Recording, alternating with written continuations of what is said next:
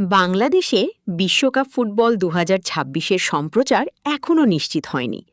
সম্প্রচার অধিকার নিয়ে জটিলতা থাকায় দর্শকরা ব্ল্যাকআউটের ঝুঁকিতে আছেন। তবে সরকার ও বাংলাদেশ টেলিভিশন বিটিভি আলোচনায় নেমেছে যাতে সম্প্রচার চালু করা যায়। টিভি সম্প্রচার বর্তমান অবস্থা: অধিকারধারী প্রতিষ্ঠান সিঙ্গাপুর ভিত্তিক স্প্রিংবক পিটিই লিমিটেড বাংলাদেশে সম্প্রচার অধিকার নিয়েছে। চাহিদা মূল্য প্রায় $12.3 মিলিয়ন বা প্রায় 150.98 কোটি টাকা। কর ও ভ্যাট সহ মোট খরচ প্রায় 200 কোটি টাকা হতে পারে। বিটিভি ও বাফুফে আলোচনা: সরকার সম্প্রচার নিশ্চিত করতে বিটিভি ও বাংলাদেশ ফুটবল ফেডারেশনকে আলোচনায় যুক্ত করেছে।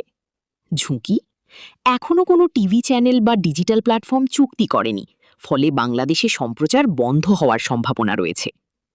কেন সম্প্রচার অনিশ্চিত?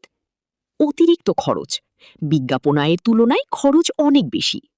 অসুবিধাজনক সময়: উত্তর আমেরিকায় ম্যাচ হওয়ায় বাংলাদেশে বেশিরভাগ ম্যাচ রাত 12টা থেকে ভোরে হবে। পূর্ব অভিজ্ঞতা: 2022 বিশ্বকাপে সরকারি খরচের বড় অংশ ফেরত আসেনি, তাই এবার সরকার দ্বিধায় আছে। সম্ভাব্য সমাধান: বিটিভি সম্প্রচার। সরকার চাইছে বিটিভি যেন স্প্রিংবকের সাথে সমঝোতায় পৌঁছায়। বেসরকারি চ্যানেল টি স্পোর্টস, জিটিভি বা অন্য কোনো চ্যানেল আগ্রহ দেখালে সরকার সহযোগিতা করতে পারে।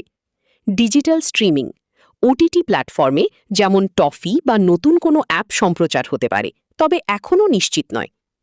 দর্শকদের জন্য করণীয়: অফিসিয়াল ঘোষণা নজরে রাখুন। বিটিভি বা বাফুফে থেকে চূড়ান্ত ঘোষণা আসতে পারে।